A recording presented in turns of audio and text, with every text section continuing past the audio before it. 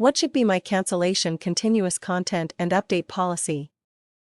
Any membership site, people are going to be able to either stay in for longer or simply drop out. And I have people asking me, if people drop out, what kind of access should remain? And here's my philosophy: if somebody cancels, they're kicked out. If they make all payments, they're in for life and they continue to get updates for life as long as they're in good standing. I know you might be tempted to be the nice guy and set up your membership site so that when somebody leaves your site, they still would access to the items they paid for. But the real world does not work like this. If you're taking a university course and only paid for half and then dropped the class, you can no longer go back to the class. All you have is the notes that you took from being in that class. If you buy a car and pay for half the car but then stop making payments, you don't get the key that half of the car you already paid for, you lose the car.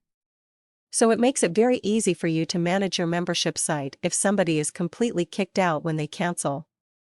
After all, if you provided any kind of downloads, which I don't recommend you do on every single post, but every now and then if you provide downloads, people already have something to take away from that class even after they have cancelled. Having this kind of cancellation policy at first seems harsh, but you can transform this into a selling point by explaining the following. If somebody makes all the payments for your membership site, they're in for life. So if you have a 6-month membership site, and somebody pays only 5 months then cancels, they have nothing, they're out. But if they make all 6 months worth of payments, now they're in forever and they can come back to the site years from now and still get access to everything. Why is this so important? Because when somebody's approaching the end of your membership course, they feel like they've gotten most of the stuff, right? If they are in month 5 of 6, how much more impressive and 240 changing items are available in that last month?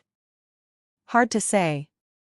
But if you make it a feature where at the end of 6 months they're in forever, then that added to changes, well, I've been here for 5 months. I may answer, why out to that final month, to get lifetime access?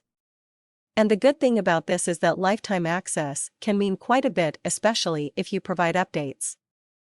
If somebody for 5 months, they cancel and you update a video or a port, even a piece of software, they don't get it, because they only paid for 5 months. But if they pay for 6 months and a year from now, if something breaks and you fix it, you release a new version, then it was very worthwhile for somebody to stay in for all 6 months. Your cancellation policy should be the following: if they cancel, they're kicked out. If they make all payments, they're in for life, and if they are in for life, they get lifetime updates to that particular membership site.